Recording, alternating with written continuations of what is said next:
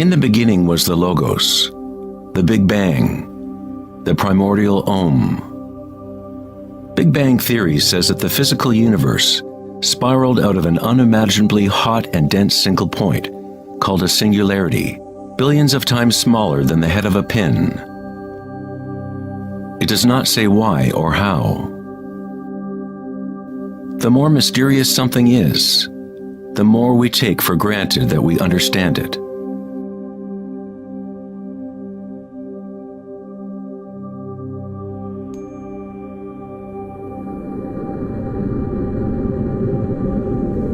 It was thought that eventually gravity would either slow the expansion or contract the universe in a big crunch.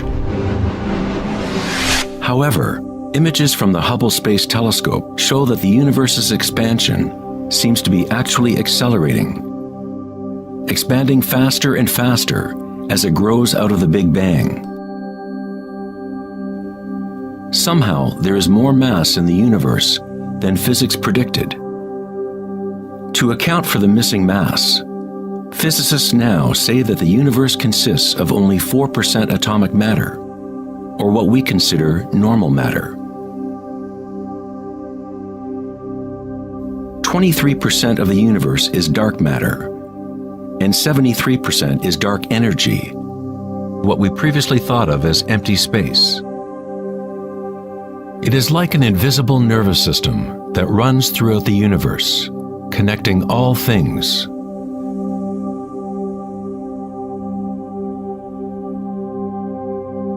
The ancient Vedic teachers taught Nada Brahma, the universe is vibration. The vibratory field is at the root of all true spiritual experience and scientific investigation. It is the same field of energy that saints, Buddhas, yogis, mystics, priests, shamans, and seers have observed by looking within themselves. It has been called Akasha, the primordial Om, Indra's net of jewels, the music of the spheres, and 1,000 other names throughout history.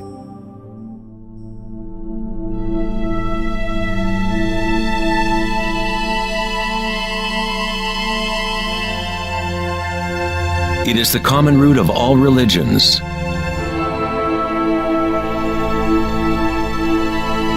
and the link between our inner worlds and our outer worlds.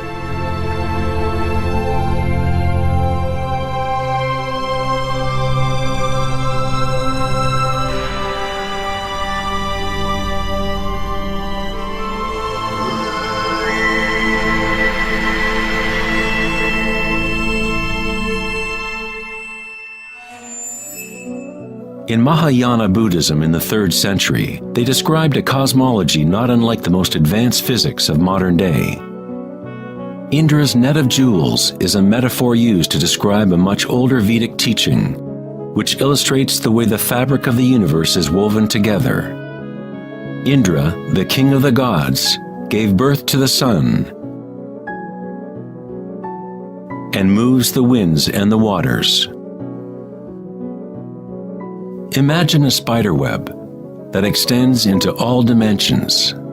The web is made up of dewdrops, and every drop contains the reflection of all the other water drops. And in each reflected dewdrop, you will find the reflections of all the other droplets. The entire web in that reflection, and so on to infinity. Indra's web could be described as a holographic universe, where even the smallest stream of light contains the complete pattern of the whole.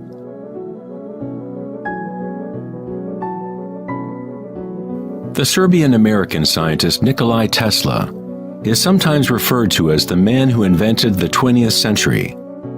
Tesla was responsible for discovering alternating current electricity and many other creations that are now part of everyday life.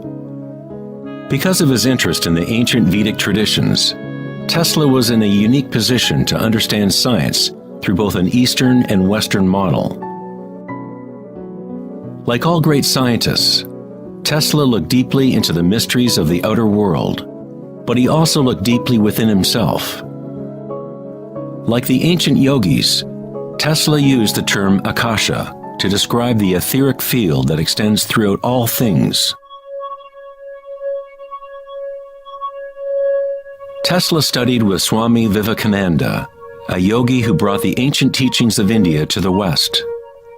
In the Vedic teachings, akasha is space itself, the space that the other elements fill, which exists simultaneously with vibration. The two are inseparable. Akasha is yin to prana's yang.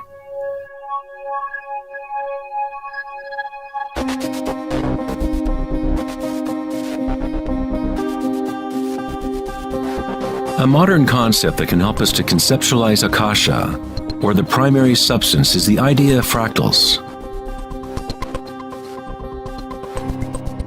It wasn't until the 1980s that advances in computers allowed us to actually visualize and reproduce mathematically the patterns in nature. The term fractal was coined in 1980 by mathematician Benoit Mandelbrot, who studied certain simple mathematical equations that, when they are repeated, produce an unending array of changing mathematical or geometrical forms within a limited framework. They are limited, but at the same time, infinite. A fractal is a rough geometric shape that can be split into parts, each of which is at least approximately a reduced size copy of the whole pattern, a property called self-similarity. Mandelbrot's fractals have been called the thumbprint of God.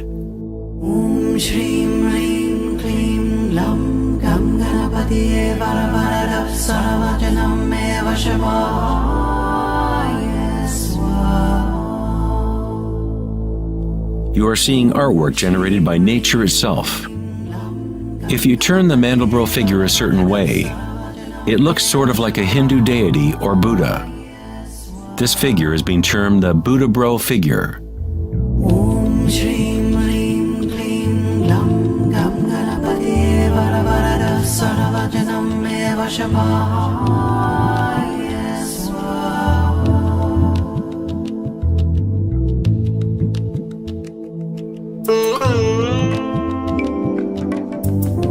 If you look at some forms of ancient art and architecture, you will see that humans have long associated beauty and the sacred with fractal patterns.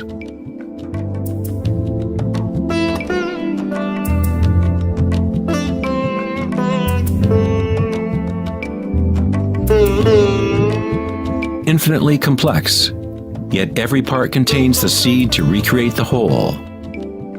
Fractals have changed mathematicians' views of the universe and how it operates. With each new level of magnification, there are differences from the original.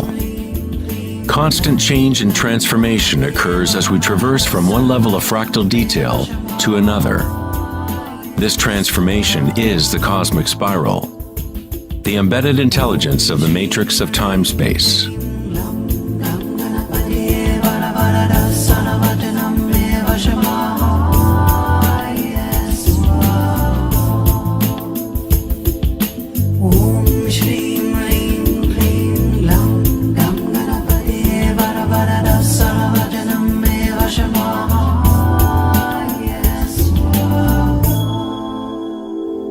Fractals are inherently chaotic, full of noise and order. When our minds recognize or define a pattern, we focus on it, as if it is a thing. We try to find the patterns we see as beautiful, but in order to hold the pattern in our minds, we must push away the rest of the fractal.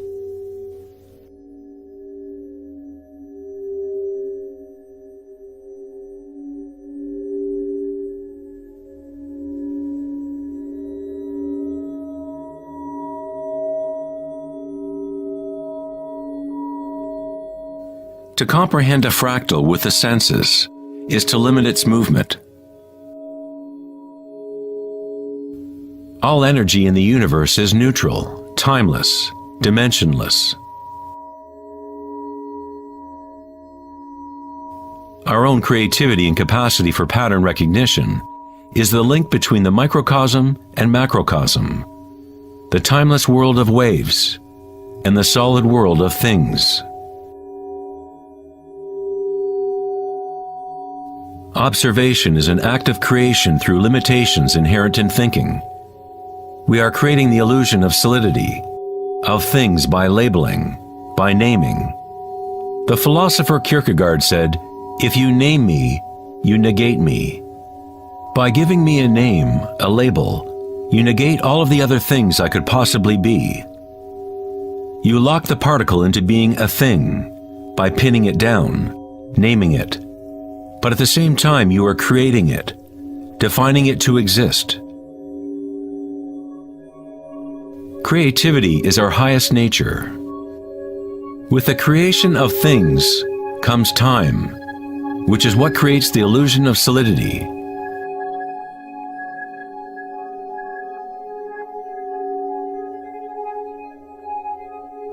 Einstein was the first scientist to realize that what we think of as empty space is not nothing. It has properties. And intrinsic to the nature of space is nearly unfathomable amounts of energy. The renowned physicist Richard Feynman once said, "There is enough energy in a single cubic meter of space to boil all the oceans in the world." Advanced meditators know that in the stillness lies the greatest power. The Buddha had yet another term for the primary substance, what he termed kalpas, which are like tiny particles or wavelets that are arising and passing away trillions of times per second.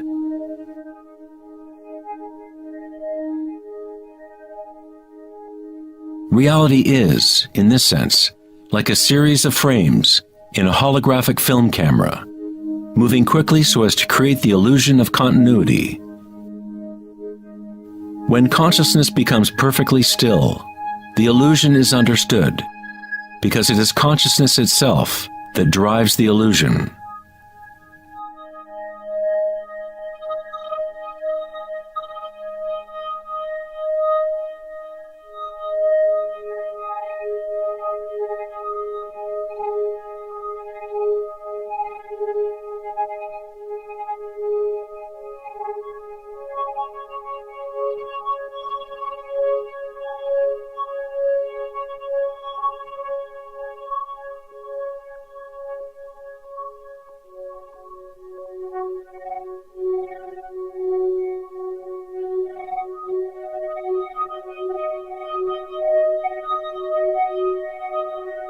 In the ancient traditions of the East, it has been understood for thousands of years that all is vibration.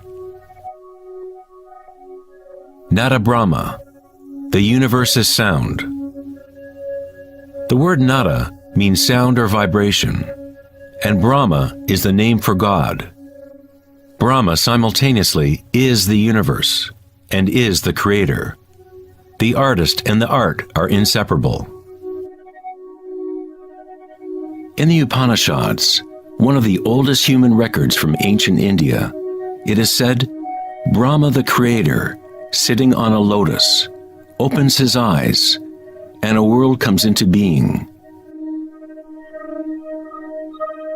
Brahma closes his eyes, and a world goes out of being.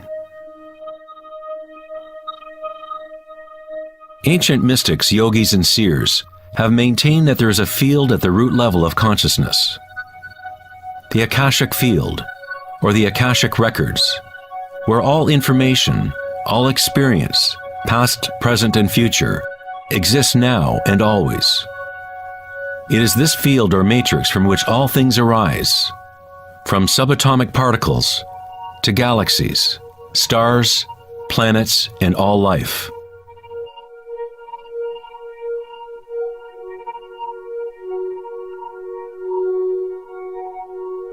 You never see anything in its totality, because it is made up of layer upon layer of vibration, and it is constantly changing, exchanging information with Akasha.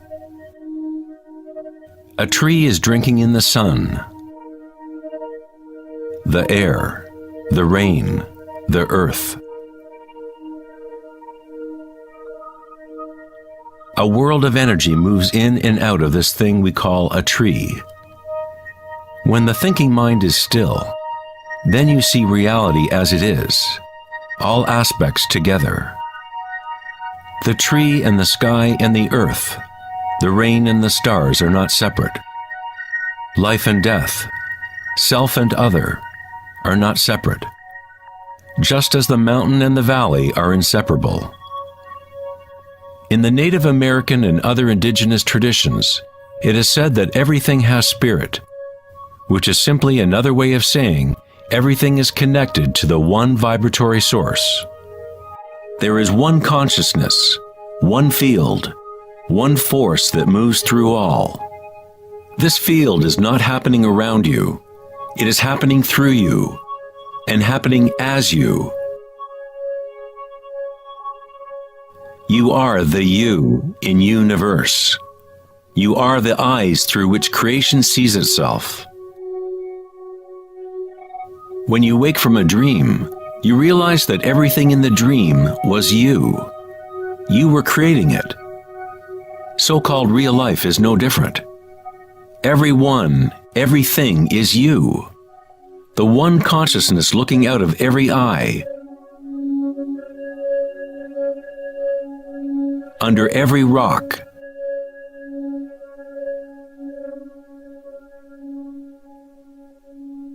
Within every particle.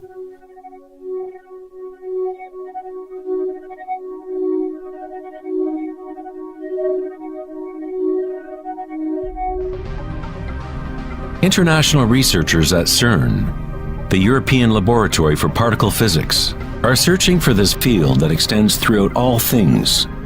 But instead of looking within, they look to the outer physical world.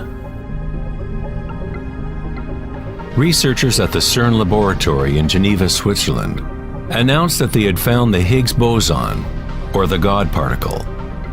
The Higgs boson experiments prove scientifically that an invisible energy field fills the vacuum of space.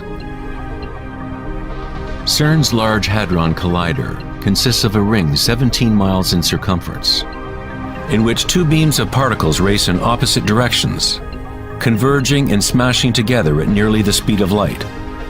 Scientists observe what comes out of the violent collisions. The standard model cannot account for how particles get their mass. Everything appears to be made of vibration, but there is no thing being vibrated. It is as if there has been an invisible dancer, a shadow, dancing hidden in the ballet of the universe. All the other dancers have always danced around this hidden dancer. We have observed the choreography of the dance, but until now we could not see that dancer.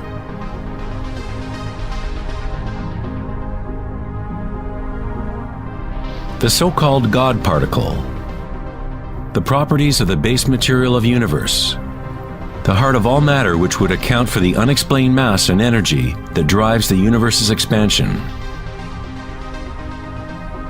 But far from explaining the nature of the universe, the discovery of the Higgs boson simply presents an even greater mystery, revealing a universe that is more mysterious than we ever imagined. Science is approaching the threshold between consciousness and matter. The eye with which we look at the primordial field and the eye with which the field looks at us are one and the same.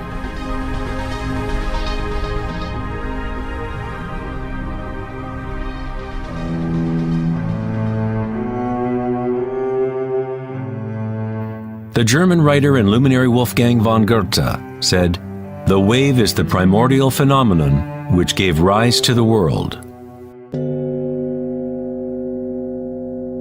Cymatics is the study of visible sound. The word cymatics comes from the Greek root cyma, which means wave or vibration.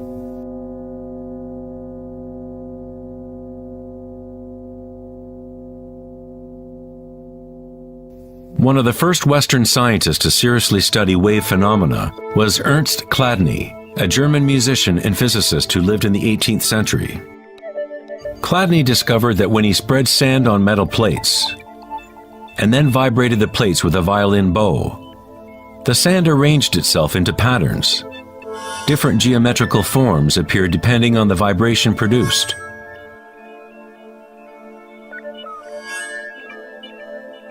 Chladni recorded an entire catalog of these shapes, and they are referred to as Chladni figures. Many of these patterns can be found throughout the natural world, such as the markings of the tortoise or the spot patterns of a leopard.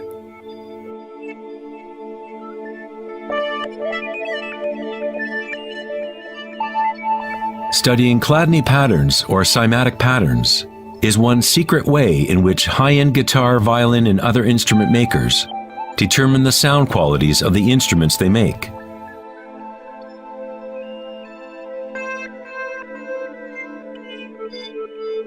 Hans Jenny expanded on Chladni's work in the 1960s. Using various fluids and electronic amplification to generate sound frequencies, and coined the term cymatics. If you run simple sine waves through a dish of water, you can see patterns in the water. Depending on the frequency of the wave, different ripple patterns will appear. The higher the frequency, the more complex the pattern. These forms are repeatable, not random. The more you observe, the more you start to see how vibration arranges matter into complex forms from simple repeating waves. This water vibration has a pattern similar to a sunflower.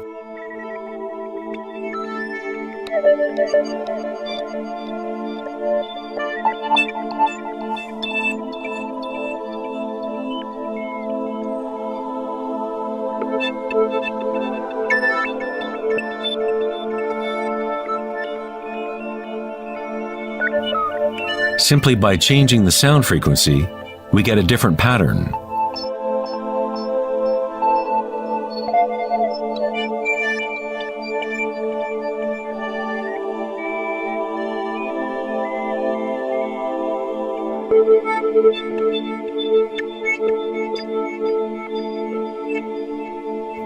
Water is a very mysterious substance. It is highly impressionable. That is, it can receive and hold on to vibration. Because of its high resonance capacity and sensitivity, and an inner readiness to resonate, the water responds instantaneously to all types of sonic waves. Vibrating water and earth make up the majority of mass in plants and animals. It is easy to observe how simple vibrations in water can create recognizable natural patterns. But as we add solids and increase the amplitude, things get even more interesting. Adding cornstarch to water, we get more complex phenomena.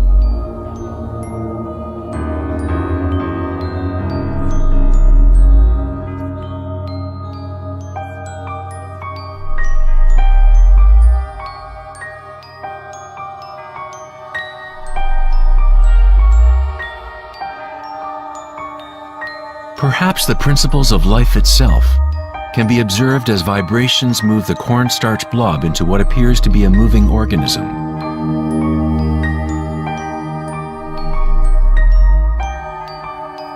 The animating principle of the universe is described in every major religion, using words that reflect the understanding of that time in history.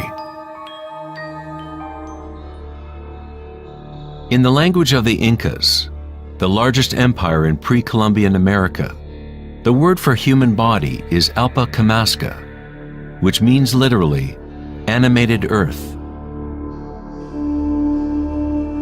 In Kabbalah, or Jewish mysticism, they talk about the divine name of God, the name that cannot be spoken. It cannot be spoken because it is a vibration that is everywhere. It is all words, all matter. Everything is the sacred word. The tetrahedron is the simplest shape that can exist in 3 dimensions. Something must have at least 4 points to have physical reality. The triangle structure is nature's only self-stabilizing pattern. In the Old Testament, the word tetragrammaton was often used to represent a certain manifestation of God. It was used when talking about the Word of God, or the special name of God, Logos or primordial Word.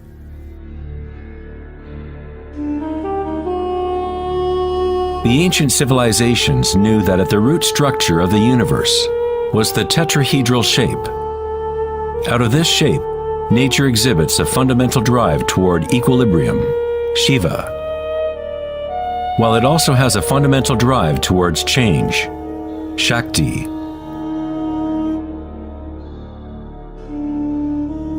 In the Bible, the Gospel of John usually reads, "In the beginning was the Word," but in the original text, the term used was logos.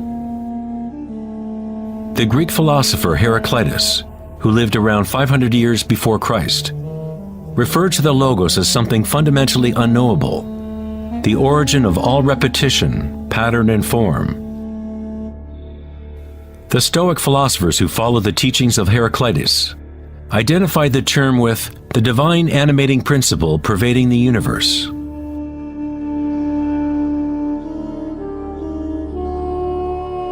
In Sufism, the Logos is everywhere and in all things. It is that out of which the unmanifest becomes manifest.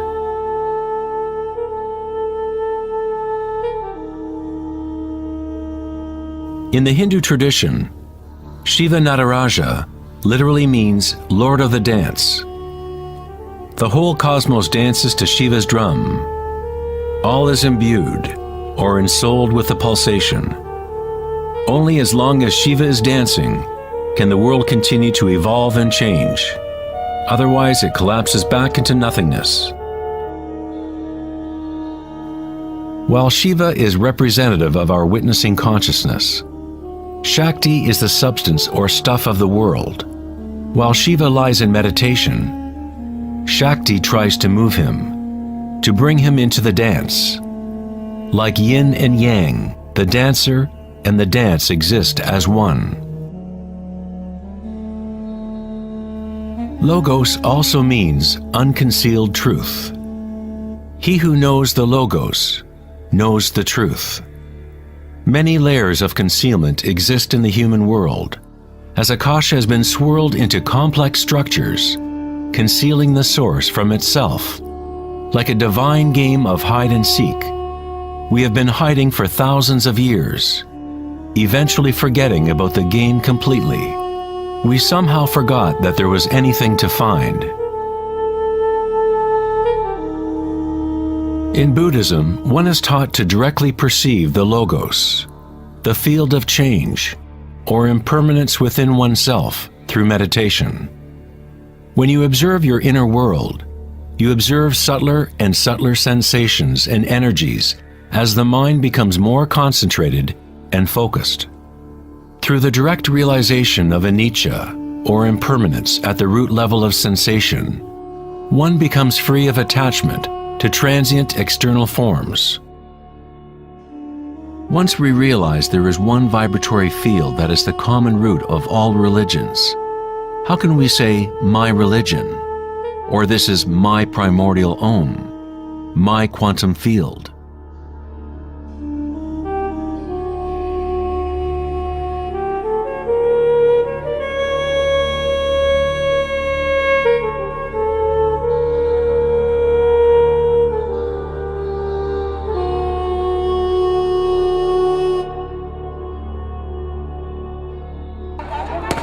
The true crisis in our world is not social, political, or economic. Our crisis is a crisis of consciousness, an inability to directly experience our true nature, an inability to recognize this nature in everyone and in all things.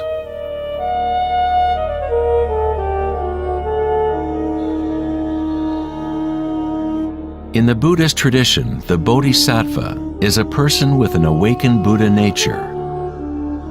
A Bodhisattva vows to help to awaken every being in the universe, realizing that there is only one consciousness. To awaken one's true self, one must awaken all beings,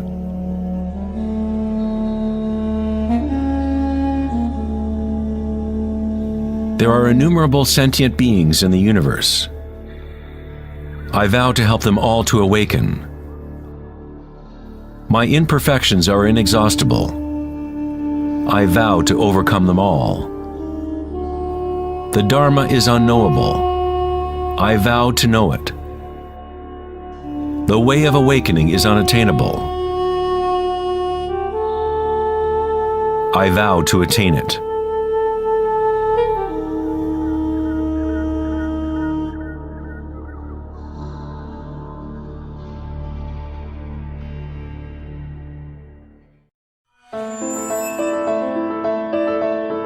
The Pythagorean philosopher Plato hinted enigmatically that there was a golden key that unified all of the mysteries of the universe.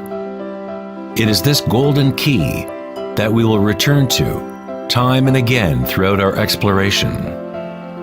The golden key is the intelligence of the Logos, the source of the primordial Om. One could say that it is the mind of God. With our limited senses, we are observing only the outer manifestation of the hidden mechanics of self-similarity. The source of this divine symmetry is the greatest mystery of our existence. Many of history's monumental thinkers, such as Pythagoras, Kepler, Leonardo da Vinci, Tesla, and Einstein, have come to the threshold of the mystery. Einstein said, "The most beautiful thing we can experience is the mysterious. It is the source of all true art and science. He to whom this emotion is a stranger, who can no longer pause to wonder and stand wrapped in awe, is as good as dead. His eyes are closed." We are in the position of a little child entering a huge library filled with books in many different languages. The child knows someone must have written those books. It does not know how. It does not understand the languages in which they are written. The child dimly suspects a mysterious order in the arrangement of the books, but doesn't know what it is. That, it seems to me, is the attitude of even the most intelligent human being toward God. We see a universe marvelously arranged and obeying certain laws. Our limited minds cannot grasp the mysterious force that moves the constellations. Every scientist who looks deeply into the universe, and every mystic who looks deeply within the self, eventually comes face to face with the same thing: the primordial spiral.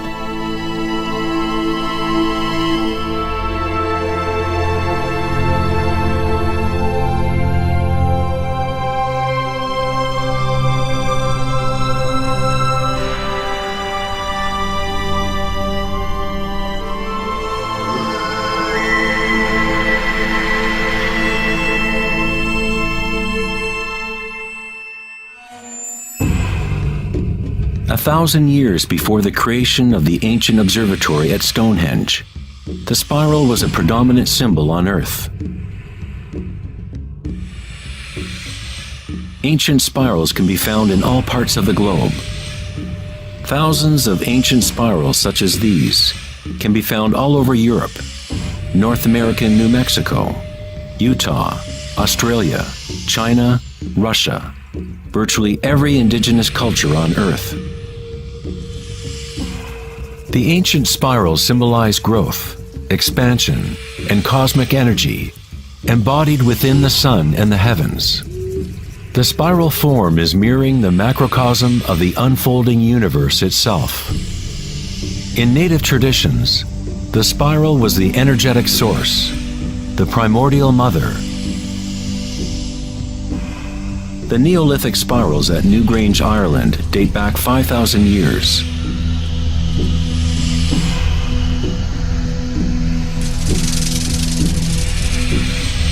They are 500 years older than the Great Pyramid of Giza, and they are just as enigmatic to modern observers.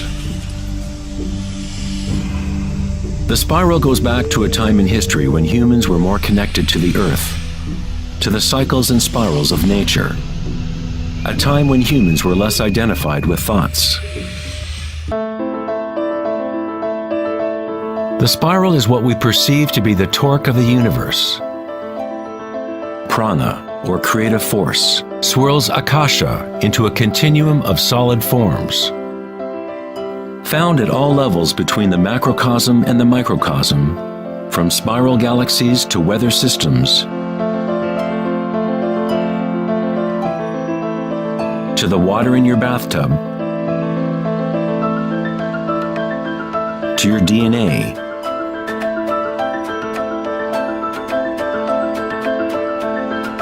to the direct experience of your own energy. The primordial spiral is not an idea, but rather that which makes all conditions and ideas possible.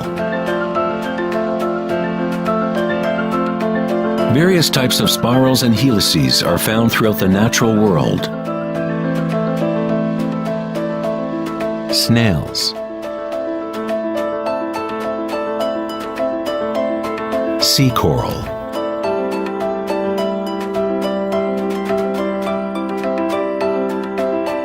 spider webs,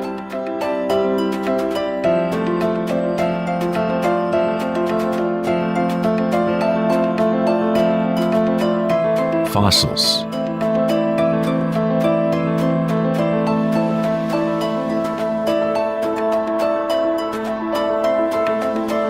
seahorses' tails,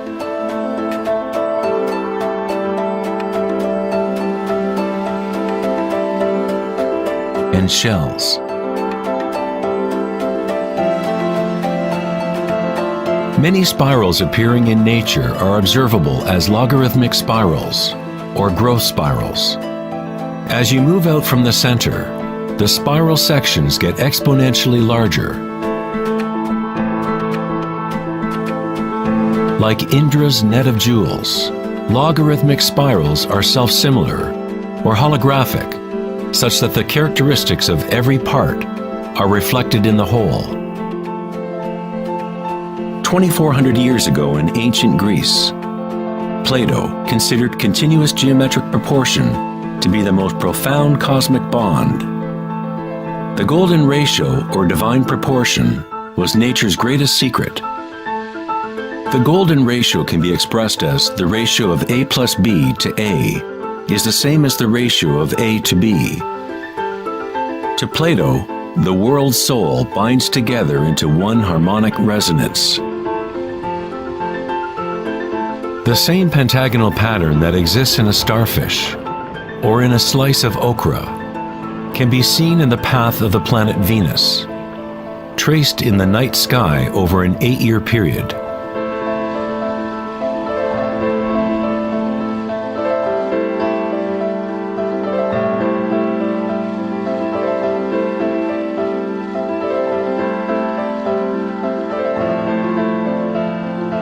The intelligible world of forms above and the visible world of material objects below through this principle of geometric self-similarity.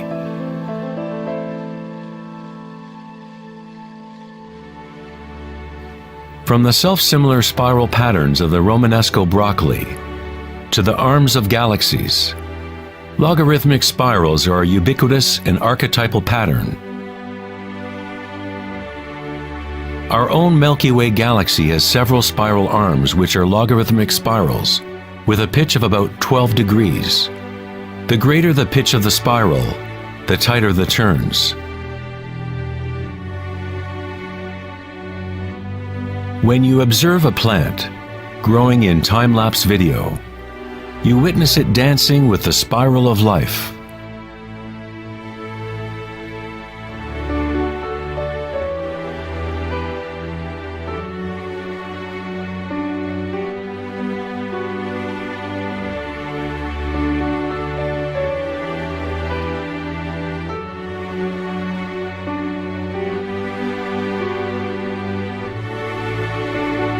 A golden spiral is a logarithmic spiral that grows outward by a factor of the golden ratio. The golden ratio is a special mathematical relationship that pops up over and over in nature. The pattern that is observable follows what is called the Fibonacci series, or Fibonacci sequence. The Fibonacci series unfolds such that each number is the sum of the previous two numbers. The German mathematician and astronomer Kepler discovered that self-similar spiral patterns are observable in the way leaves are arranged on stems of plants, or in the floret and petal arrangements of flowers. Leonardo da Vinci observed that the spacing of leaves was often in spiral patterns. These patterns are called phyllotaxis patterns, or leaf arrangement patterns.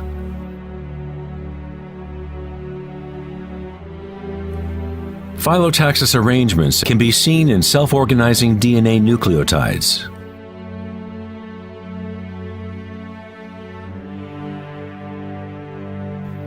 And in everything from the family trees of reproducing rabbits to pine cones, cacti, to snowflakes, and in simple organisms such as diatoms. Diatoms are one of the most common types of phytoplankton, single-celled organisms that provide food for countless species throughout the food chain.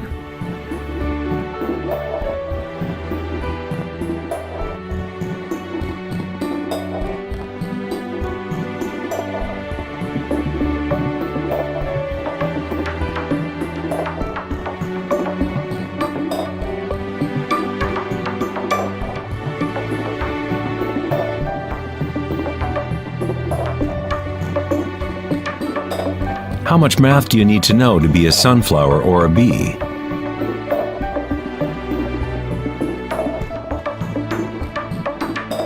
Nature doesn't consult the physics department to grow broccoli. The structuring in nature happens automatically. Scientists in the field of nanotechnology use the term self-assembly to describe the way complexes are formed, such as in the initial hexagonal phase of DNA formation. In nanotechnology engineering, carbon nanotubes are comprised of a similar arrangement of materials.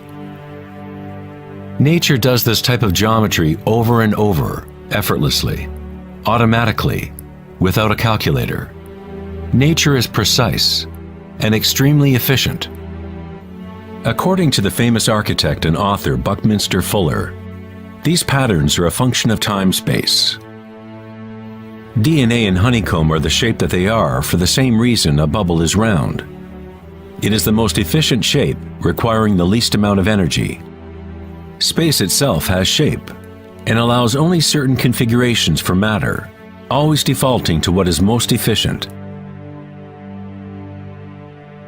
These patterns are the strongest and most efficient way to build architectural structures, such as geodesic domes.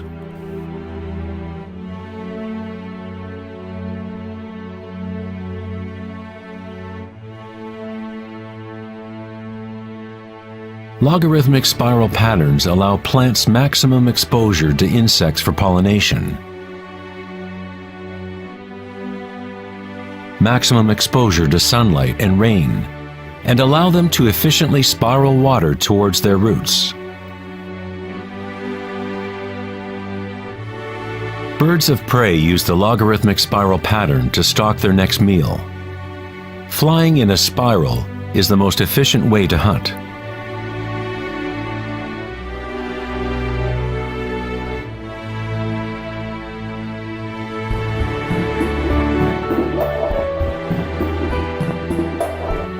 One's ability to see the spiral of life dancing akasha into material form is related to one's ability to see beauty and symmetry in nature.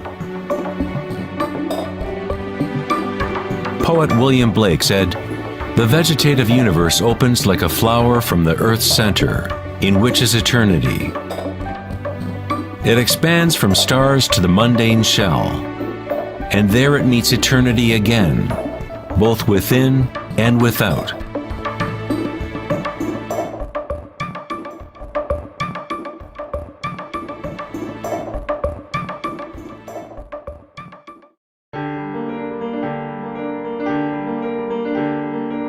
The study of patterns in nature is not something that is very familiar in the West. But in ancient China, this science was known as Li, Li reflects the dynamic order and pattern in nature.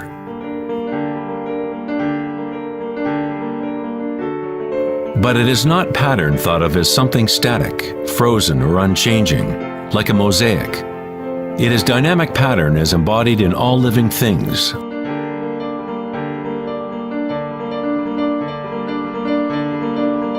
The arteries of leaves, the markings of the tortoise and the vein patterns on rocks are all expressions of nature's secret language in art. The labyrinth is one of many Li patterns. It is found in coral structures, mushrooms like the morel, cabbages, and in the human brain. The cellular pattern is another common form in nature. There are a myriad of different cellular structures, but all have a similar orderliness defined by their purpose and function.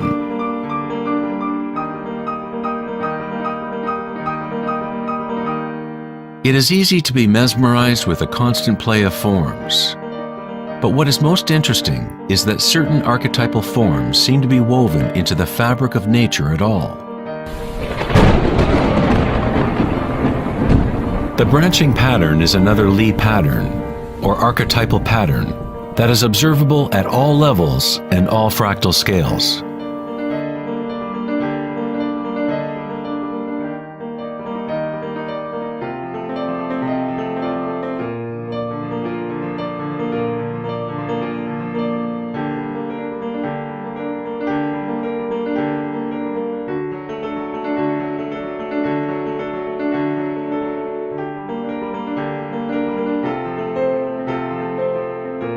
Take, for example, this incredible image of a supercomputer simulation known as the Millennium Run, showing the distribution of dark matter in the local universe. It was created by the Max Planck Society in Germany. Dark matter is essentially what we previously thought of as empty space. It is like an invisible nervous system that runs throughout the universe.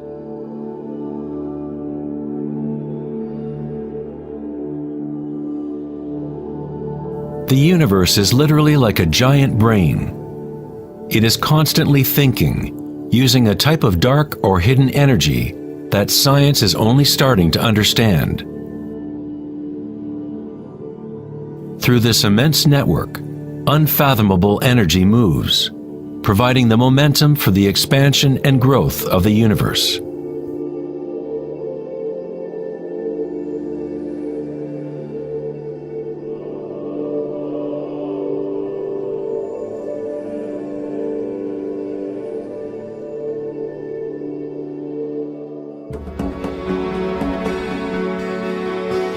Nature creates branching patterns automatically when we set up the right conditions.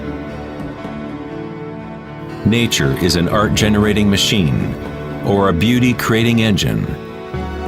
Here, electricity is being used to grow silver crystal branches. The footage is time-lapsed as they grow over several hours. The crystals form on the aluminum cathode as ions are electrodeposited from a silver nitrate solution. The formation is self-organizing.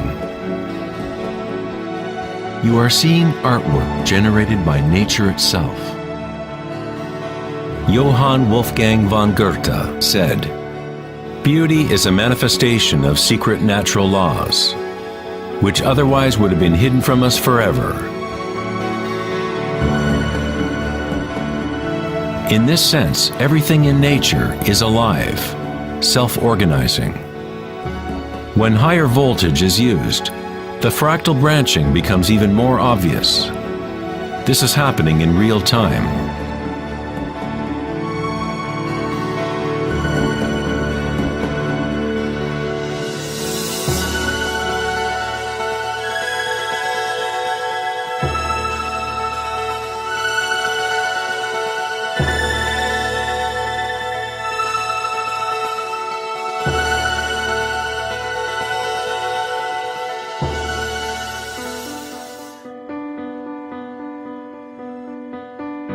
In the human body, tree-like structures and patterns are found throughout. There are, of course, the nervous systems that Western medicine knows about. But in Chinese, Ayurvedic, and Tibetan medicine, the energy meridians are a central component to understanding how the body functions. The nadis, or energy meridians, form tree-like structures. A post-mortem examination will not reveal the chakras or the nadis, but that does not mean they do not exist. You need to refine your tool that you use to look. You must first learn to quiet your own mind. Only then you will observe these things first within yourself. In electrical theory, the less resistance in a wire, the more easily it can carry energy. When you cultivate equanimity through meditation, it creates a state of non-resistance in your body. Prana, or chi, or inner energy, is simply your inner aliveness. What you feel when you bring your consciousness within the body. The subtle wires within your body that carry prana, the nadis, become able to move more and more pranic energy through the chakras. Your wiring becomes stronger as you use it, as you allow energy to flow.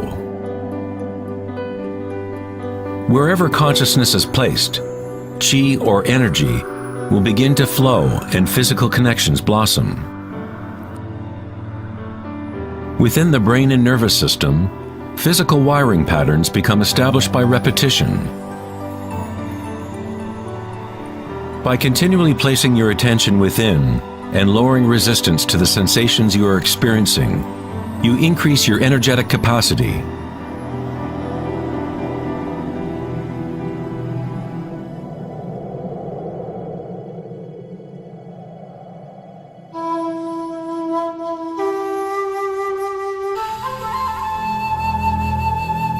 In Taoism, the yin-yang symbol represents the interpenetration of the spiral forces of nature.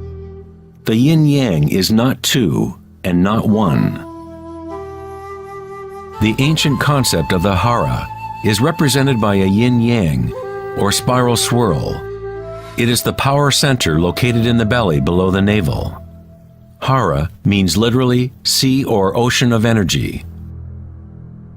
In China, the hara is called the lower dantian. In many forms of Asian martial arts, the warrior with strong hara is said to be unstoppable. In the samurai tradition, one form of ritual suicide, or seppuku, was harakiri, was often mispronounced as harikiri. It means to impale one's hara, thereby cutting off one's chi or energy channel. Moving from this center creates the grounded, graceful movement that you see not only in martial arts,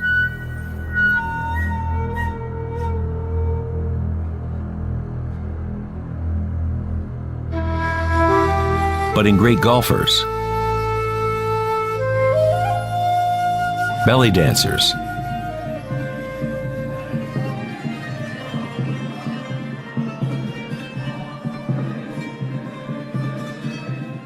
and Sufi whirling dervishes.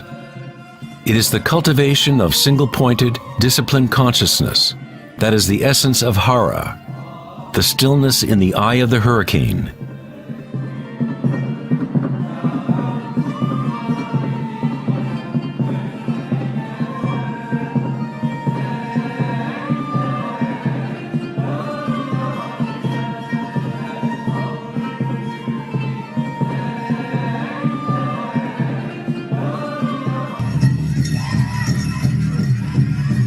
It is the gut instinct and connection to one's energy source.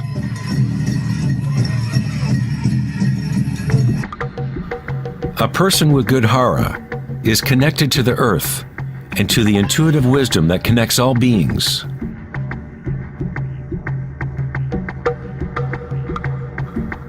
To think with your belly, hara dakanganase, is to tap into your inner wisdom.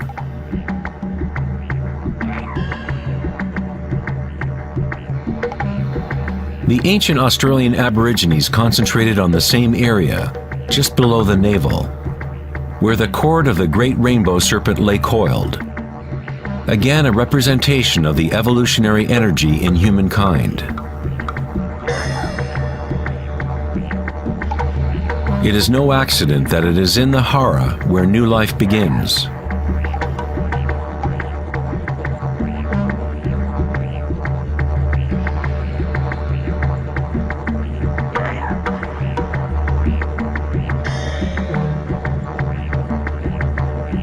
The enteric nervous system, sometimes referred to as the gut brain, is capable of maintaining a complex matrix of connections similar to the brain in the head, with its own neurons and neurotransmitters.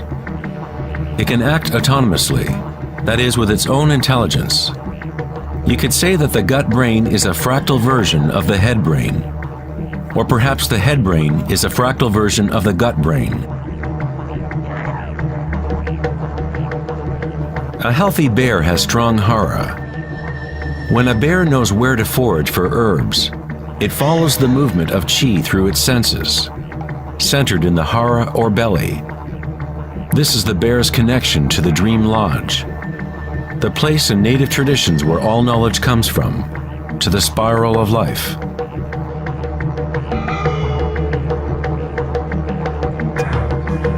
But how did ancient peoples know about the spiral, if modern science is just now starting to recognize its significance?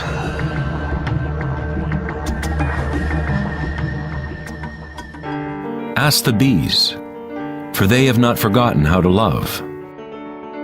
Bees have a special connection to the source, as part of a symbiotic system, helping beauty and diversity to flourish. They are a bridge between the macrocosm and the microcosm. There is one heart that connects all, a hive mind, if you will. Like an open brain, the hive sends out its dreams into the world to be manifested.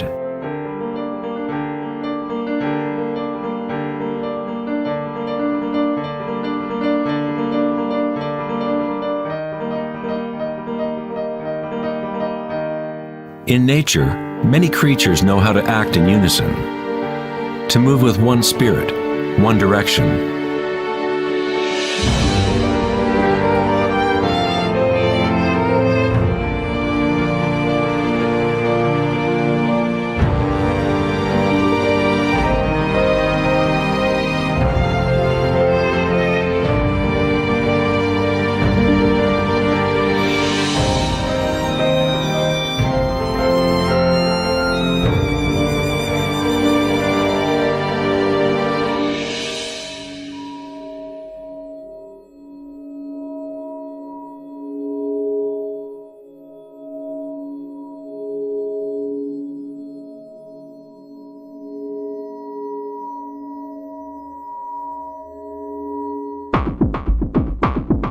But not all benefit the other species around them. For example, the locust will devour everything in its path. A locust has no choice but to act like a locust. It will never make honey or pollinate plants the way a bee does. A locust's behavior is rigid, but a human is unique in that we can act like a bee or we can act like a locust. We are free to change and manipulate the patterns of how we interact with the world. We can exist symbiotically or as a parasite.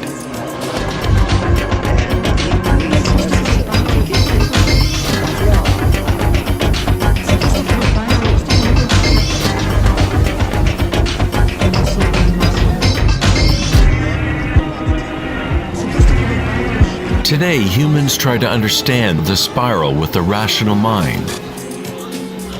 But it was never thinking that connected us to the spiral of life. Watch and fear. We have always been connected.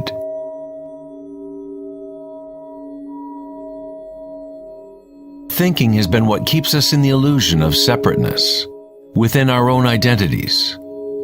Thinking is the creation of separateness, the experience of limitation.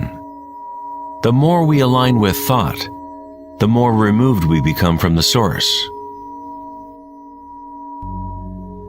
Ancient cultures that were less thought-oriented aligned themselves with the spiral in a more direct and personal way than we do today. In ancient India, Kundalini is a representation of one's inner energy, which moves in snake-like or helix-like pattern up the spine. In the ancient yogic traditions of India, the inner worlds of people at that time were comparable to those of Hara-centered cultures. To balance the power of the spiral with the stillness of your witnessing consciousness is to align with your full evolutionary potential, to blossom into the unique multifaceted being you were designed to be. Ida, the feminine or moon channel, is connected to the right brain, and Pingala, the masculine or sun channel, connected to the left brain.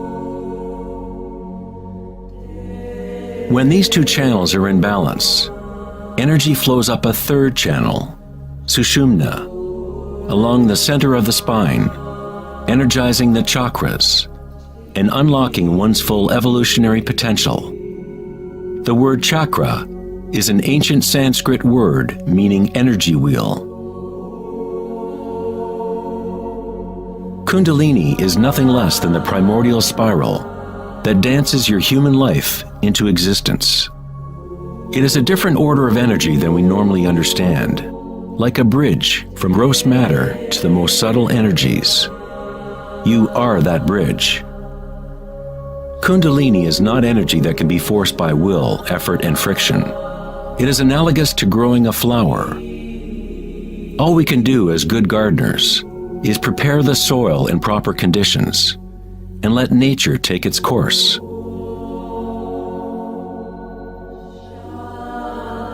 If you force a flower to open prematurely, you will destroy it.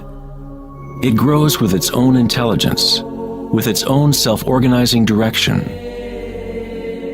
The egoic mind, which fixates on the outer world, is what keeps you from experiencing your true inner vibratory nature. When consciousness is turned within, it becomes like the sun's rays, and the lotus within begins to grow. As Kundalini awakens within oneself, one begins to see the signature of the spiral in all things, in all patterns within and without. This spiral is the link between our inner worlds and our outer worlds.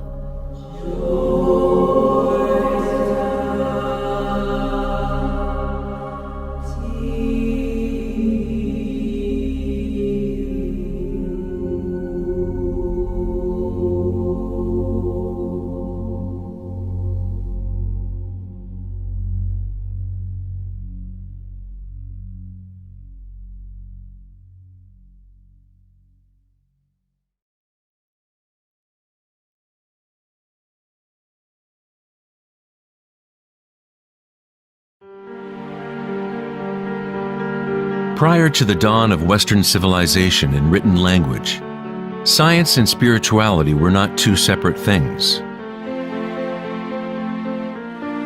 In the teachings of the great ancient traditions, the outer search for knowledge and certainty was balanced by an inner feeling of impermanence and intuitive understanding of the spiral of change.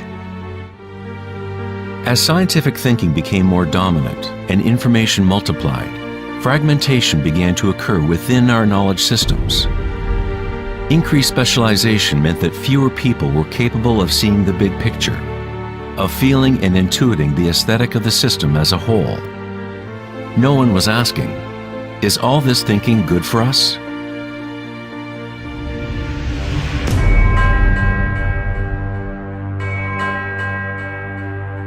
The ancient knowledge is here in our midst, hidden in plain view, but we are too preoccupied with our thoughts to recognize it. This forgotten wisdom is the way to restore the balance between the inner and the outer, yin and yang, between the spiral of change and the stillness at our core.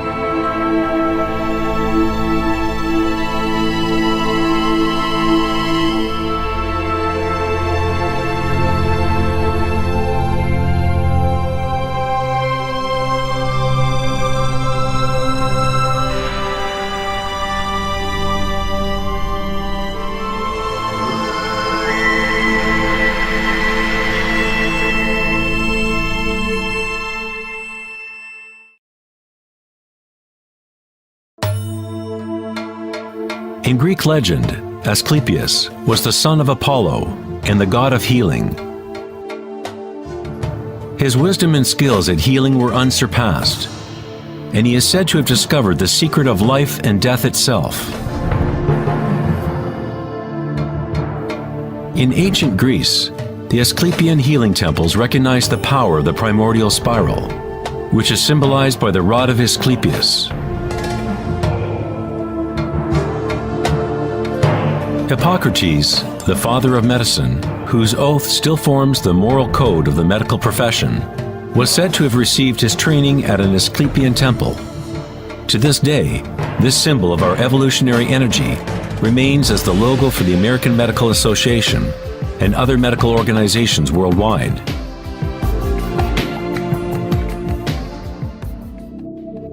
In Egyptian iconography, the snake and bird represent the duality or polarity of human nature.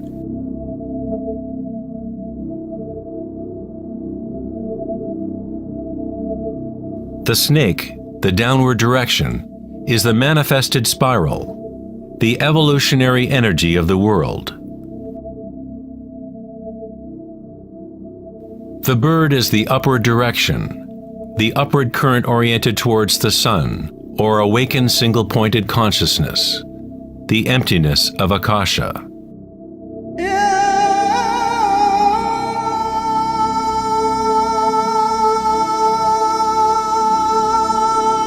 Pharaohs and gods are depicted with awakened energy, whereby the Kundalini snake moves up the spine and pierces Ajna chakra between the eyes.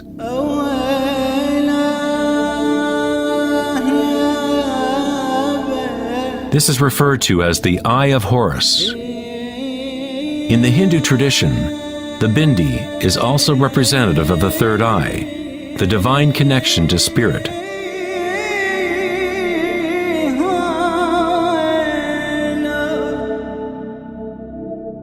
King Tutankhamun's mask is a classic example showing both the snake and bird motifs.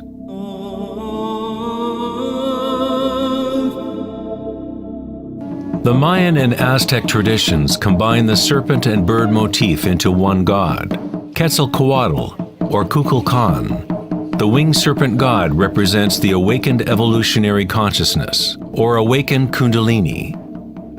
The person who awakens Quetzalcoatl within themselves is a living manifestation of the divine. It is said that Quetzalcoatl, or serpent energy, shall return at the end of time.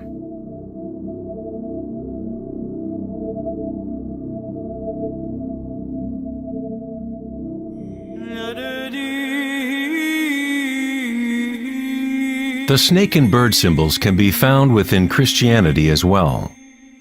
Their true meaning may be more deeply encrypted, but the meaning is the same as in other ancient traditions. In Christianity, the bird or dove, often seen above Christ's head, represents Holy Spirit, or Kundalini Shakti, as it rises to the sixth chakra and beyond. The Christian mystics called Kundalini by another name, Holy Spirit. In John 3:12, it says, "And as Moses lifted up the serpent in the wilderness, so must the Son of Man be lifted up." Jesus and Moses awakened their Kundalini energy, bringing awakened consciousness to the unconscious reptilian forces that drive human craving. Jesus was said to have spent 40 days and nights in the desert, during which time he was tempted by Satan. Similarly, the Buddha was tempted by Mara as he sat to reach enlightenment under the Bodhi tree, or wisdom tree. Both Christ and Buddha had to turn away from the lure of sensory pleasures and worldly grasping.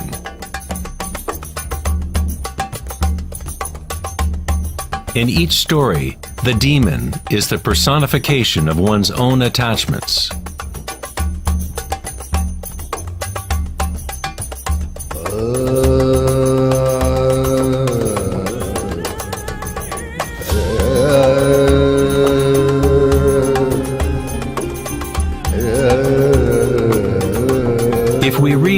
Adam and Eve story in the light of the Vedic and Egyptian traditions, we find that the serpent guarding the tree of life is Kundalini.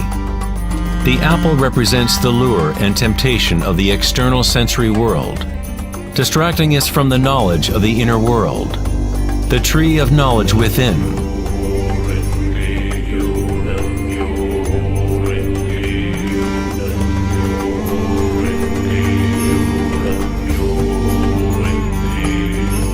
The tree is simply the network of nadis, or energy meridians within ourselves, which literally form tree-like structures throughout the body. In our egoic quest for external gratification, we have cut ourselves off from the knowledge of the inner world, our connection to Akasha and the wisdom source.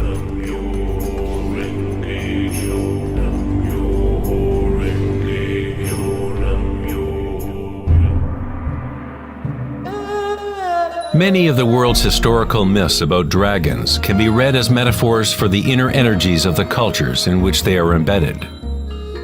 In China, the dragon is still a sacred symbol representing happiness. Like the Egyptian pharaohs, ancient Chinese emperors who had awakened their evolutionary energies were represented by the winged snake or dragon. The royal totem of the Jade Emperor, or Celestial Emperor, shows a balance similar to Ida and Pingala. The yin and yang of Taoism, awakening the pineal center, or what in Taoism is called the upper dantian.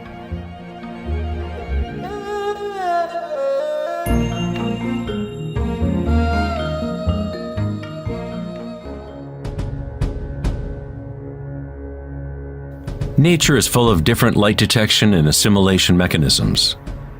For example, a sea urchin can actually see with its spiky body, which acts as one big eye. Urchins detect light striking their spines and compare the beam's intensities to get a sense of their surroundings.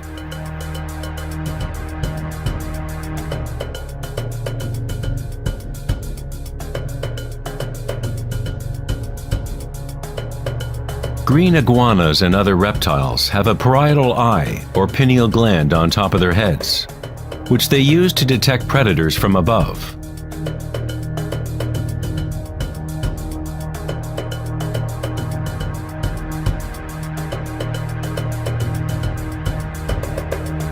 The human pineal gland is a small endocrine gland that helps to regulate waking and sleeping patterns.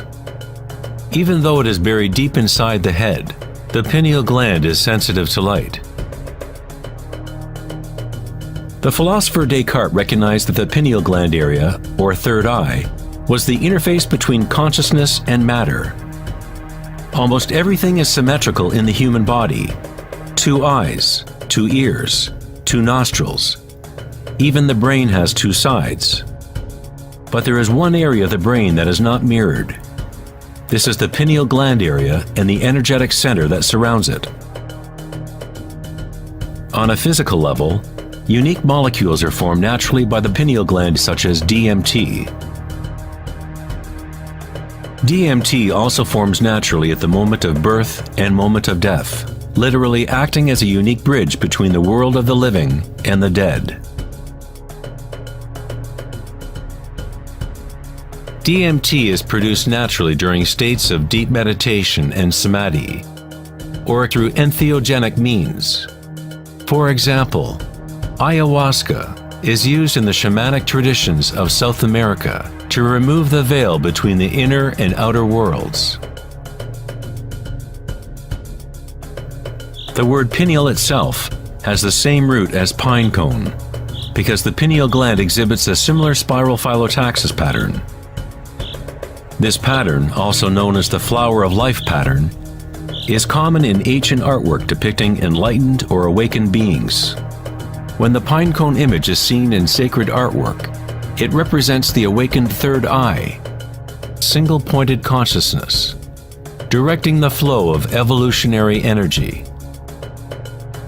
The pinecone represents the flowering of the higher chakras, which are activated as Sushumna rises to the Ajna chakra and beyond. In Greek mythology, the worshippers of Dionysus carried a thyrsus, or giant staff, wrapped with spiraling vines topped with a pine cone, again representing Dionysian energy, or Kundalini Shakti, as it travels up the spine to the pineal body at the sixth chakra.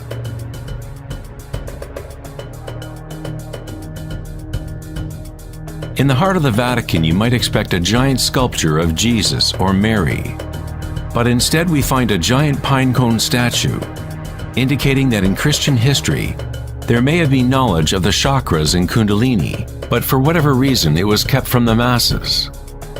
The official church explanation is that the pine cone is a symbol of regeneration and represents new life in Christ.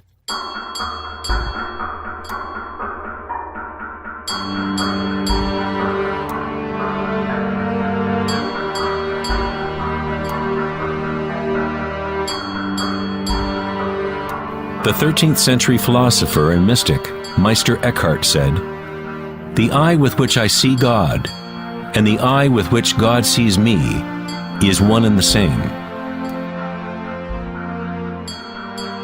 In the King James Bible, Jesus said, "The light of the body is the eye. If therefore thine eye be single, thy whole body shall be full of light."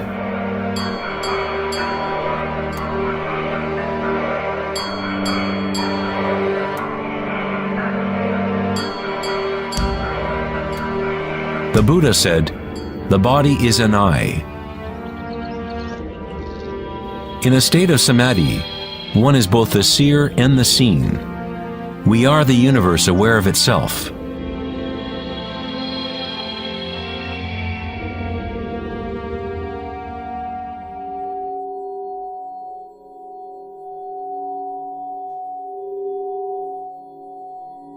When Kundalini is activated, it stimulates the sixth chakra and pineal center, and this area starts to regain some of its evolutionary functions.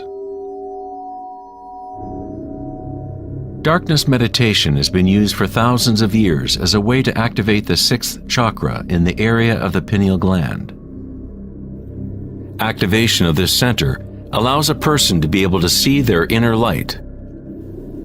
Whether it is the proverbial yogi or shaman retreating deep into a cave, or Taoist or Mayan initiate, or a Tibetan monk, all traditions incorporate a period of time during which one goes into the darkness. The pineal gland is the gateway to being able to experience one's subtle energy directly. The philosopher Nietzsche said, "If you stare into the abyss long enough, eventually you find the abyss stares back at you."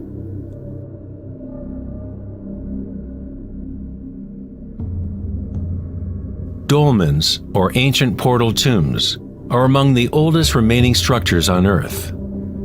Most date to the Neolithic period of 3000 to 4000 BC, and some in Western Europe are 7000 years old. The dolmen was used to enter into perpetual meditation, as a way for a human to bridge the inner and outer worlds. As one continues to meditate in total darkness, eventually one begins to observe inner energy or light as the third eye becomes active. The circadian rhythms, which are governed by the sun and moon channels, no longer control the functions of the body, and a new rhythm is established.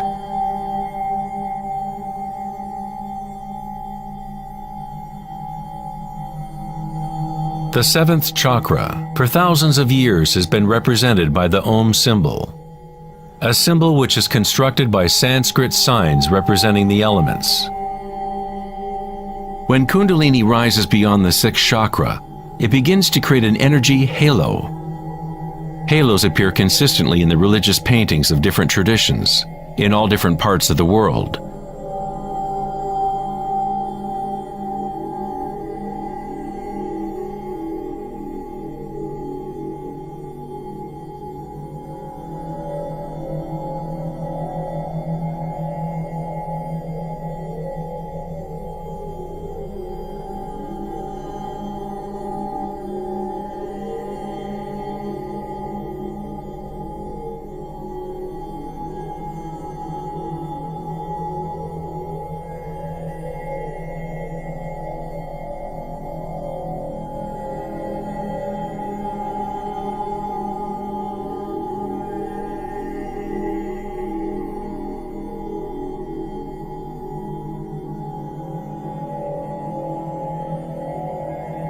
The halo, or the depiction of an energy signature around an awakened being, is common to virtually all religions in all parts of the world. The evolutionary process of awakening the chakras is not the property of one group or one religion. It is the birthright of every human being on the planet.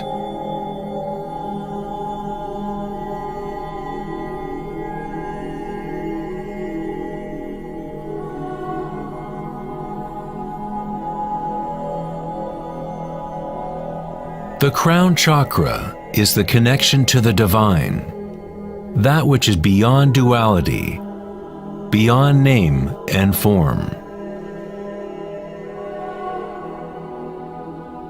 Akhenaten was a pharaoh, whose wife was Nefertiti. He is referred to as the son of the sun. He rediscovered Aten, or the Word of God within himself, uniting Kundalini and consciousness.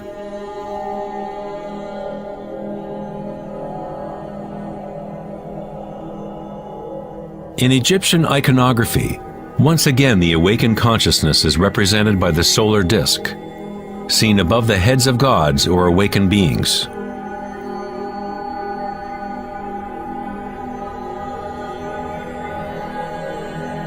In Hindu and yogic traditions, this halo is called Sahasrara, the thousand-petal lotus.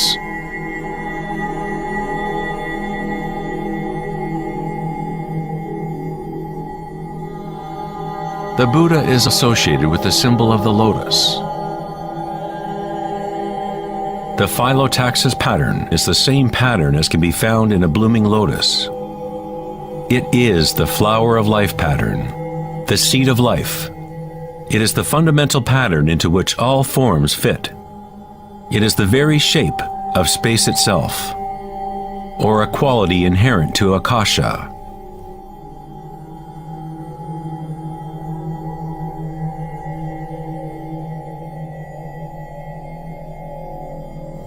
At one time in history, the flower of life symbol was prevalent all over Earth.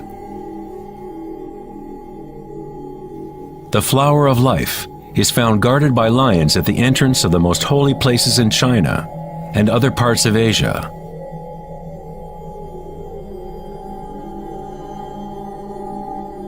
The 64 hexagrams of the I Ching often surround a yin-yang symbol, which is yet another way of representing the flower of life. Within the flower of life is the geometric basis for all of the Platonic solids, essentially every form that can exist. The ancient flower of life begins with the geometry of the Star of David, or upward and downward facing triangles. Or in 3D, these would be tetrahedral structures. This symbol is a yantra, a sort of program that exists within the universe, the machine that is generating our fractal world. Yantras have been used as tools for awakening consciousness for thousands of years. The visual form of the yantra is an external representation of an inner process of spiritual unfolding. It is the hidden music of the universe made visible, comprised of intersecting geometrical forms and interference patterns.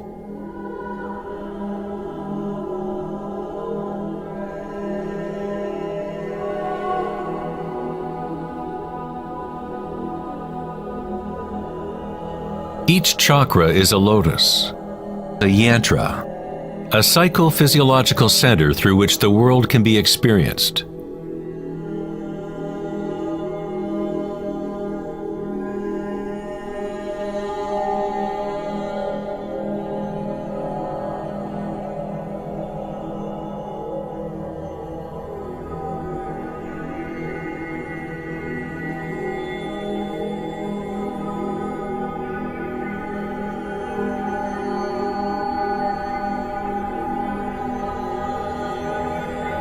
A traditional yantra, such as can be found in the Tibetan tradition, is invested with rich layers of meaning, sometimes incorporating a complete cosmology and worldview.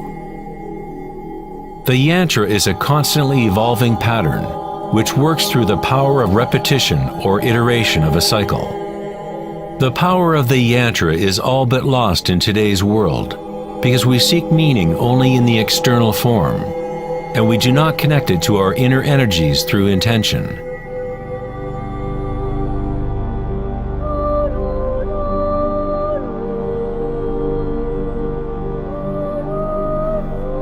There is a good reason why priests, monks, and yogis traditionally have been celibate. Today, all but a tiny few know why they are practicing celibacy, because the true purpose has become lost. Quite simply, if your energy is going into producing more sperm or eggs, as the case may be, then there is not as much to fuel the rising of Kundalini, which activates the higher chakras. Kundalini is life energy, which is also sexual energy.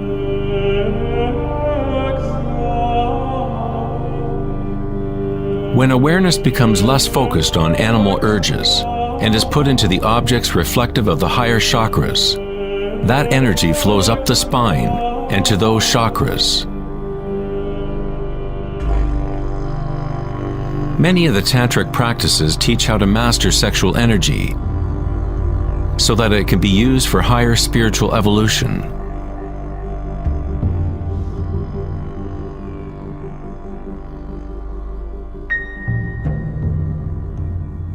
Your state of consciousness creates the right conditions for your energy to be able to grow.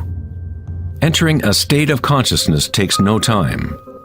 As Eckhart Tolle says, awareness and presence always happen in the now. If you are trying to make something happen, then you are creating resistance to what is. It is the removing of all resistance that allows evolutionary energy to unfold. In the ancient yogic tradition, yoga postures were used to prepare the body for meditation. Hatha yoga was never intended solely as an exercise regime, but as a way to link one's inner and outer worlds. The Sanskrit word hatha means sun, ha, and moon, tha. In the original Yoga Sutras of Patanjali, the purpose of the 8 limbs of yoga are the same as the Buddha's Eightfold Path: to liberate one from suffering. When the polarities of the dual world are in balance, a third thing is born. We find the mysterious golden key that unlocks the evolutionary forces of nature. This synthesis of the sun and moon channels is our evolutionary energy.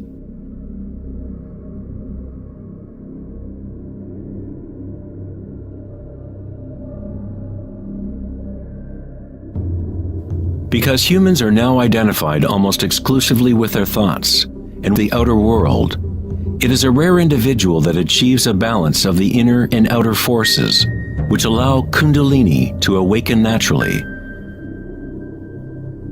For those identified only with the illusion, Kundalini will always remain a metaphor, an idea, rather than a direct experience of one's energy and consciousness.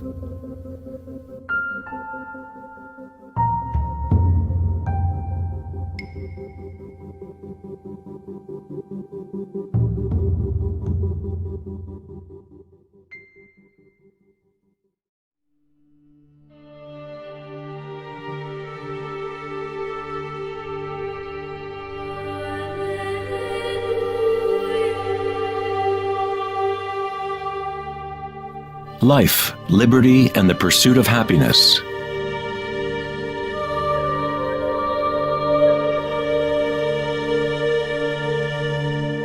We live our lives pursuing happiness out there, as if it is a commodity. We have become slaves to our own desires and craving.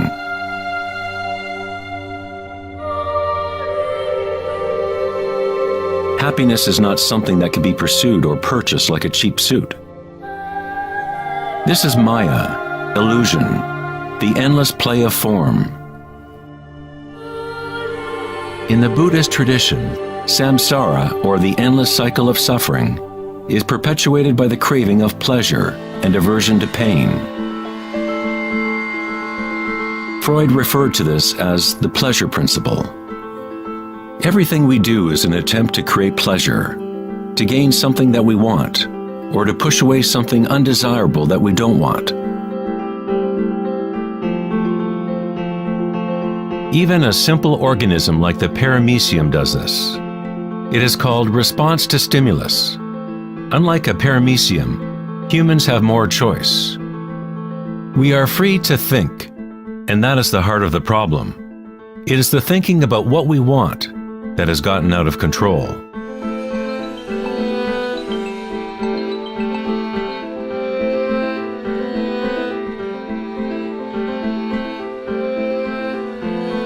Safety systems armed. 10, 9, 8, 7, 6, 5, 4, 3, 2, 1, 0. And liftoff of Endeavour, going where East and West do meet at the International Space Station. The dilemma of modern society is that we seek to understand the world not in terms of archaic inner consciousness, but by quantifying and qualifying what we perceive to be the external world by using scientific means and thought. Thinking has only led to more thinking and more questions. We seek to know the innermost forces which create the world and guide its course. But we conceive of this essence as outside of ourselves, not as a living thing intrinsic to our own nature. It was the famous psychiatrist Carl Jung who said, "One who looks outside dreams. One who looks inside awakes." It is not wrong to desire to be awake, to be happy. What is wrong is to look for happiness outside when it can only be found inside.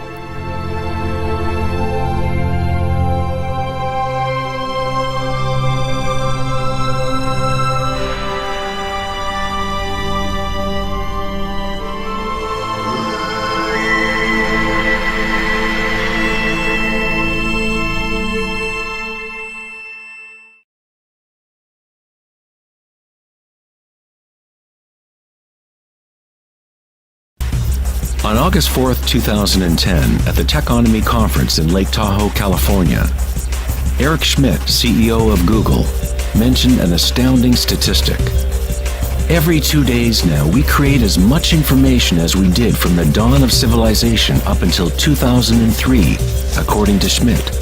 That's something like 5 exabytes of data. Never in human history has there been so much thinking, and never has there been so much turmoil on the planet. Could it be that every time we think of a solution to one problem, we create 2 more problems? What good is all this thinking if it doesn't lead to greater happiness? Are we happier, more equanimous, more joyful as a result of all this thinking? Or does it isolate us, disconnect us from a deeper and more meaningful experience of life?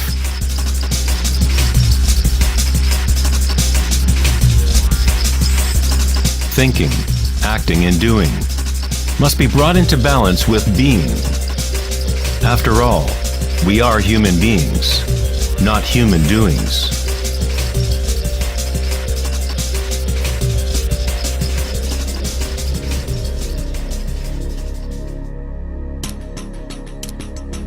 We want change, and we want stability at the same time.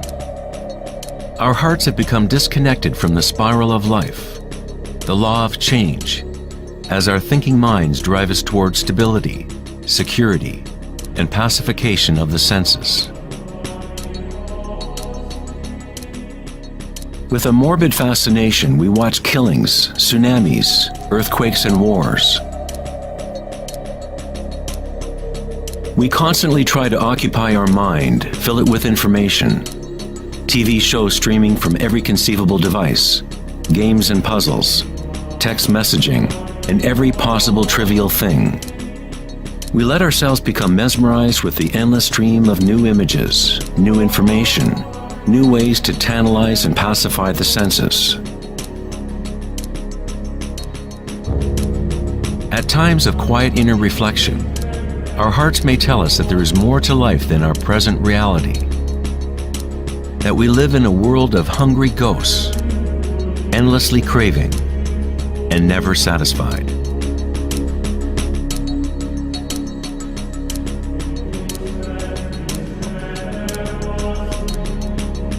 We have created a maelstrom of data flying around the planet to facilitate more thinking, more ideas about how to fix the world, to fix the problems that only exist because the mind has created them.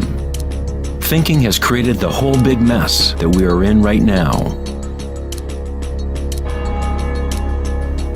We wage wars against diseases, enemies, and problems. The paradox is that whatever you resist persists. The more you resist something, the stronger it gets. Like exercising a muscle, you are actually strengthening the very thing you want to rid yourself of. So then, what is the alternative to thinking? What other mechanism can humans use to exist on this planet?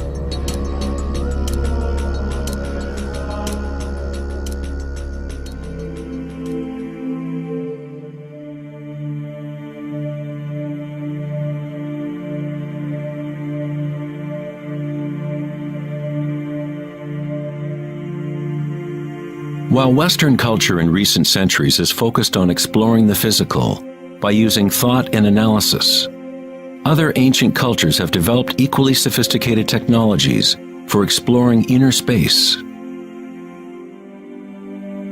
It is the loss of the connection to our inner worlds that has created imbalance on our planet. The ancient tenet, know thyself, has been replaced with a desire to know and experience the outer world of form. Answering the question, who am I, is not simply a matter of describing what is on your business card.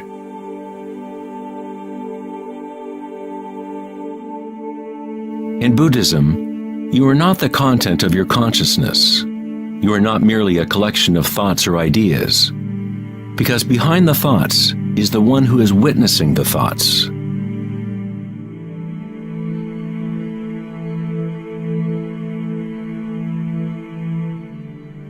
The imperative know thyself is a Zen koan, an unanswerable riddle.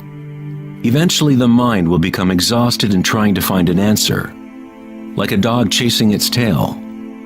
It is only the ego identity that wants to find an answer, a purpose. The truth of who you are does not need an answer, because all questions are created by the egoic mind. You are not your mind.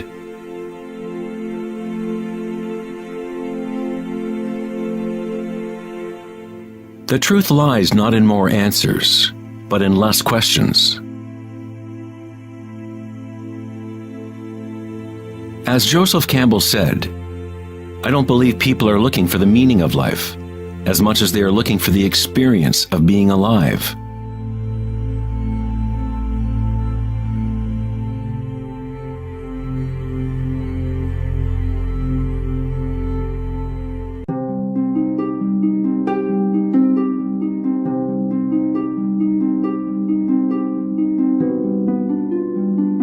When the Buddha was asked, "What are you?" he said simply, "I am awake." What does this mean, to be awake?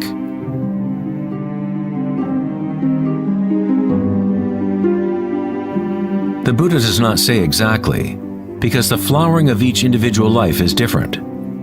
But he does say one thing: it is the end of suffering. Every major religious tradition has a name for the state of being awake: heaven, nirvana, or moksha. A quiet mind is all you need to realize the nature of the stream. All else will happen once your mind is quiet.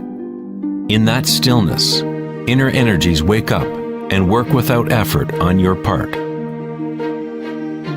As the Taoists say, Qi follows consciousness. By being still, one begins to hear the wisdom of the plants and animals. the quiet whispers in dreams, and one learns the subtle mechanism by which those dreams come into material form. In the Tao Te Ching, this kind of living is called Wei Wu Wei. Doing, not doing. The Buddha spoke of the middle way as the path that leads to enlightenment. Aristotle described the golden mean, the middle between two extremes, as the path of beauty. Not too much effort, but not too little either. Yin and yang in perfect balance.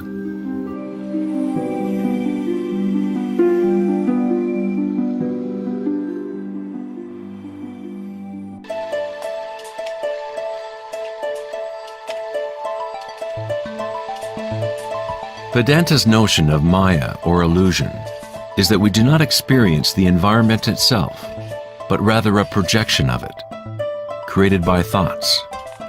Of course, your thoughts let you experience the vibratory world in a certain way, but our inner equanimity need not be contingent on external happenings. The belief in an external world, independent of the perceiving subject, is fundamental to science. But our senses only give us indirect information. Our notions about this mind-made physical world are always filtered through the senses, and therefore always incomplete. There is one field of vibration underlying all of the senses. People with a condition called synesthesia sometimes experience this vibratory field in different ways.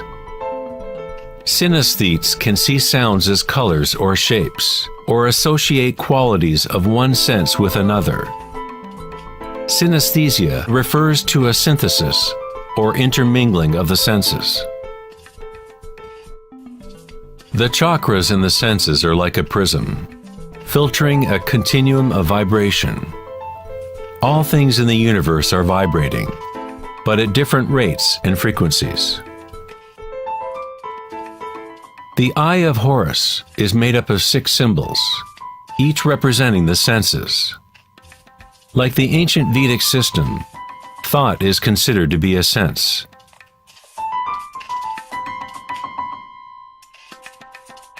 Thoughts are received simultaneously as sensations are experienced on the body. They arise from the same vibratory source.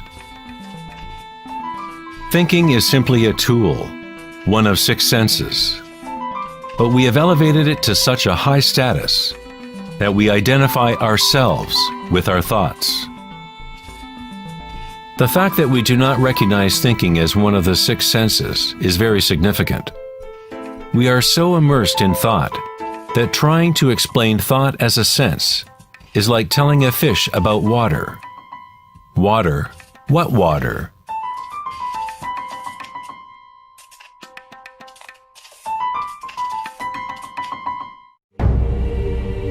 In the Upanishads, it is said, "Not that which the eye can see, but that whereby the eye can see.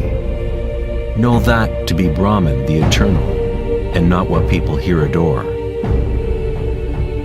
Not that which the ear can hear, but that whereby the ear can hear.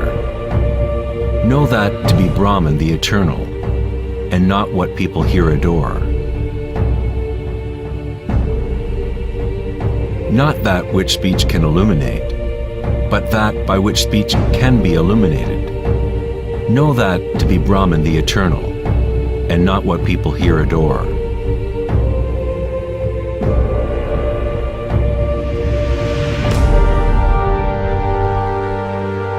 Not that which the mind can think, but that whereby the mind can think. Know that to be Brahman, the eternal, and not what people here adore.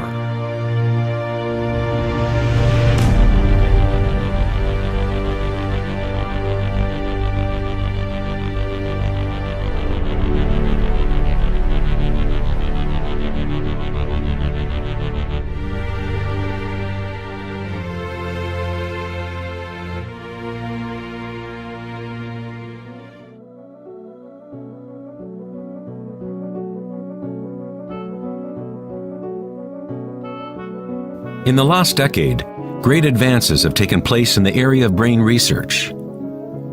Scientists have discovered neuroplasticity, a term which conveys the idea that the physical wiring of the brain changes according to the thoughts moving through it. As Canadian psychologist Donald Hebb put it, neurons that fire together, wire together.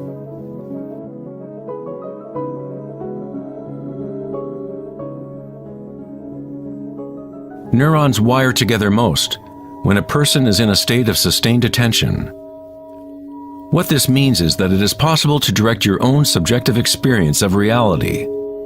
Literally, if your thoughts are ones of fear, worry, anxiety, and negativity, then you grow the wiring for more of those thoughts to flourish. If you direct your thoughts to be ones of love, compassion, gratitude, and joy, you create the wiring for repeating those experiences. But how do we do that if we are surrounded by violence and suffering? Isn't this some kind of delusion or wishful thinking? Neuroplasticity is not the same as the New Age notion that you create your reality by positive thinking. It is actually the same thing that the Buddha taught 2,500 years ago. Vipassana meditation, or insight meditation, could be described as self-directed neuroplasticity. You accept your reality exactly as it is, as it actually is. But you experience it at the root level of sensation, at the vibratory or energetic level, without the prejudice or influence of thought. Through sustained attention at the root level of consciousness, the wiring for an entirely different perception of reality is created.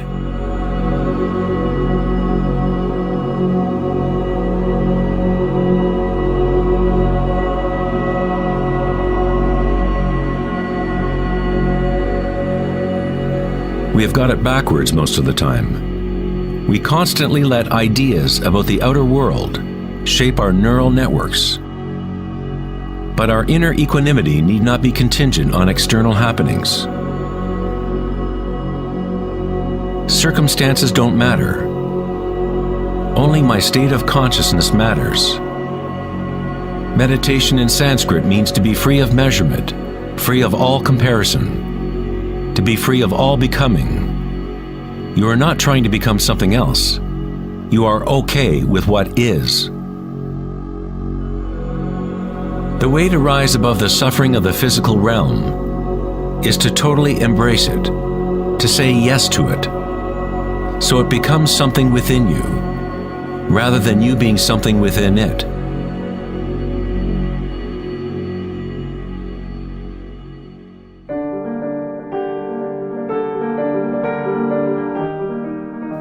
How does one live in such a way that consciousness is no longer in conflict with its content?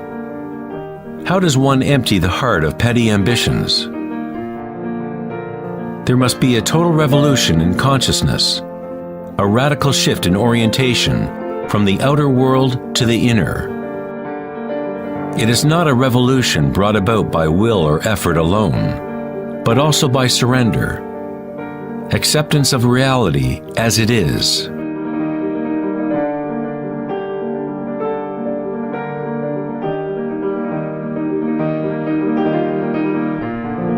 The image of Christ's open heart powerfully conveys the idea that one must open to all pain. One must accept all if one is to remain open to the evolutionary source. This doesn't mean you become a masochist. You don't look for pain. But when pain comes, which it inevitably does, you simply accept reality as it is, instead of craving some other reality. The Hawaiians have long believed that it is through the heart that we learn truth. The heart has its own intelligence, as distinctly as the brain does. The Egyptians believed that the heart, not the brain, was the source of human wisdom. The heart was considered the center of the soul and the personality. It was through the heart that the divine spoke, giving ancient Egyptians knowledge of their true path. This papyrus depicts the weighing of the heart. It was considered a good thing to go into the afterlife with a light heart. It meant that you had lived well.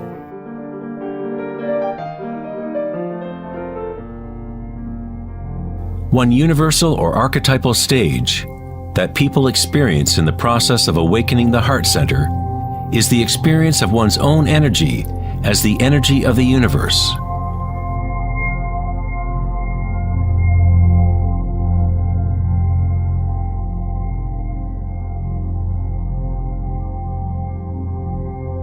When you allow yourself to feel this love, to be this love, when you connect your inner world with the outer world, then all is one. How does one experience the music of the spheres? How does a heart open?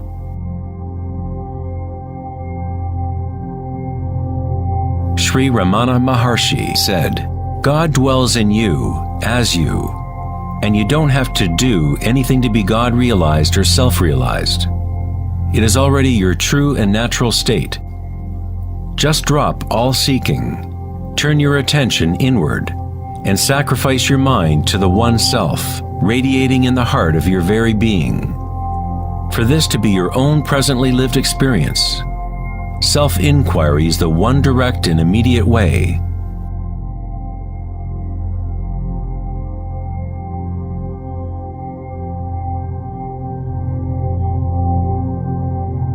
When you meditate and observe sensations within, your inner aliveness, you are actually observing change. This force of change is the arising and passing away as energy changes form. The degree to which a person has evolved or become enlightened is the degree to which one has gained the ability to adapt to each moment, or to transmute the constantly changing human stream of circumstances, pain and pleasure, into bliss.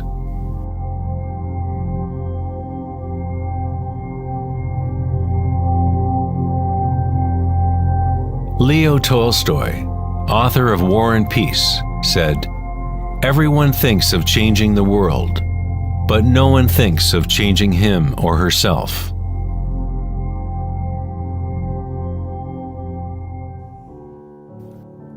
Darwin said the most important characteristic for the survival of a species is not strength or intelligence, but adaptability to change.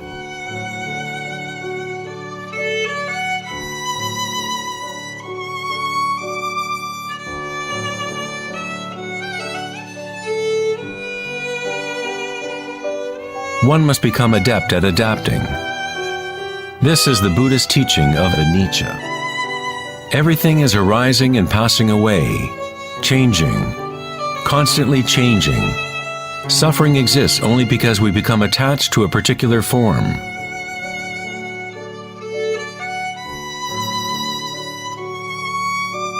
When you connect to the witnessing part of yourself with the understanding of anicca, bliss arises in the heart.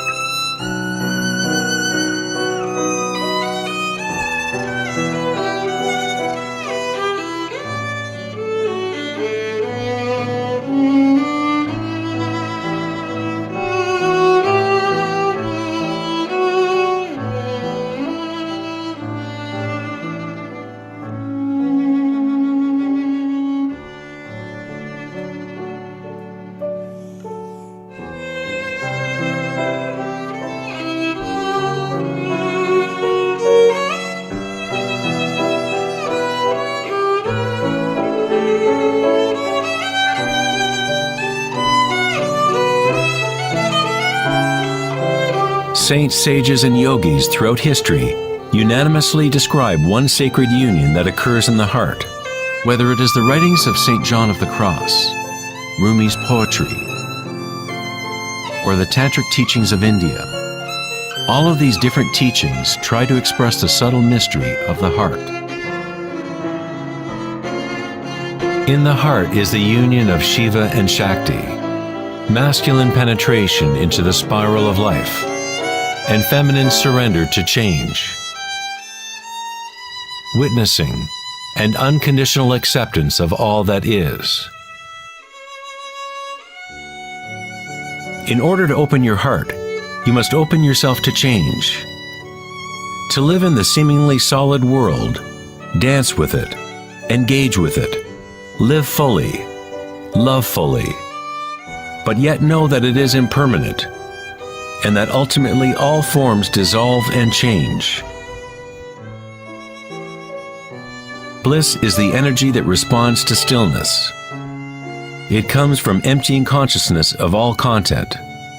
The content of this bliss energy born of stillness is consciousness, a new consciousness of the heart, a consciousness that is connected to all that is.